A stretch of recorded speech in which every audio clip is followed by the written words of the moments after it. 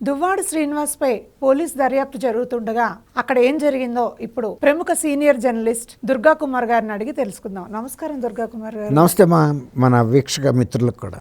ఈ దువ్వాడ శ్రీనివాస్ గారికి ఈరోజు పోలీస్ ఎంక్వైరీ ఉండగా ఆయన దానికి అటెండ్ అవ్వకపోగా ఫోన్ స్విచ్ ఆఫ్ చేశారని ఎక్కడో ఒరిస్సా వెళ్ళినట్టుగా సమాచారం అంటున్నారు సార్. దాని గురించి ఏమైనా మీకు వివరిస్తారు? ఇప్పుడు ఏంటంటే దువ్వాడ శ్రీనివాస్ కానీ ఆయన భార్య మాధురి కానీ అసలు ఒరిజినల్ భార్య అని కాదు కానీ వాళ్ళిద్దరూ భార్యాభర్తలుగా చాలా మంది అవుతున్నారు. వాళ్ళు రాజకీయంగా అక్కడ ఒక దుమారం లేపాలి, వాళ్ళ ఉనికిని గుర్తించాలి అనే ఒక ప్రయత్నం చేస్తా ఉన్నారు. గతంలో కూడా వాళ్ళు చాలా ఇలాంటి సంఘటనలు చేసి ఈ మధ్యలో హైదరాబాద్కి షిఫ్ట్ అయ్యారు. ఇప్పుడు మళ్ళీ వెళ్ళి ఆ టెక్కలి నియోజకవర్గంలో మొన్న ఈ మధ్య పవన్ కళ్యాణ్ గారి మీద చేసినటువంటి అనుచిత వ్యాఖ్యలకు సంబంధించి పోలీసులు ఆయన్ని అదుపులోకి తీసుకున్నారు, కొంత విచారణ చేశారు. ఆ సందర్భంలో కూడా మాధురి గారు పోలీస్ స్టేషన్ ముందుకెళ్లి పోలీస్ స్టేషన్ ఎదుట రకరకాల అనుచితమైన పోలీసుల్ని దుర్భాషలాడుతూను తర్వాత నిరసన కార్యక్రమాన్ని ఒక డ్రామా క్రియేట్ చేశారు. అయినా కూడా వాళ్ళు ఆ సాయంత్రం వరకే ఆయన్ని పోలీసు విచారణ చేశారు. మళ్ళీ ఇవాళ విచారణకు రమ్మని ఆదేశాలు ఇస్తే వస్తున్నానని చెప్పి ఇంటి నుంచి బయలుదేరి కొత్తూరు పోలీస్ స్టేషన్ కి ఒక సెక్యూరిటీ, ఎమ్మెల్సీ కాబట్టి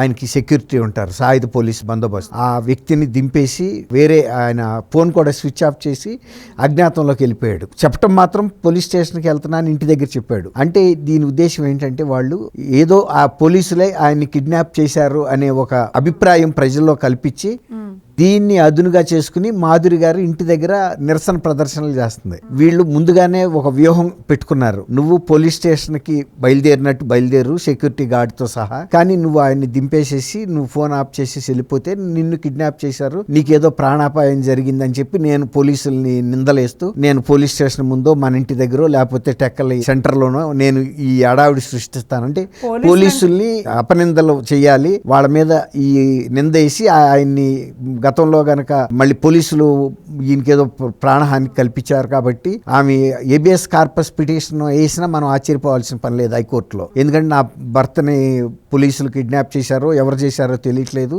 ఆయన జాడ మాకు తెలియట్లేదు కాబట్టి మీరు వెంటనే హైకోర్టు వారు ఆయన కాపాడాలి, ఆయన్ని మీ ముందు హాజరుపరచమని అడిగే ఛాన్స్ కూడా ఉంటుంది.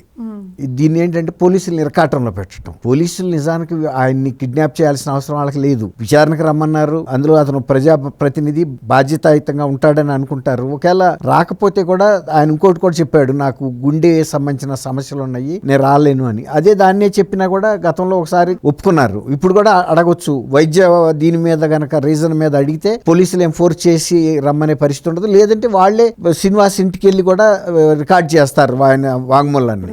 డిప్యూటీ సీఎం ప్రజానాయకుడు అయినటువంటి పవన్ కళ్యాణ్ గారి మీద వ్యాఖ్యలు చేసిన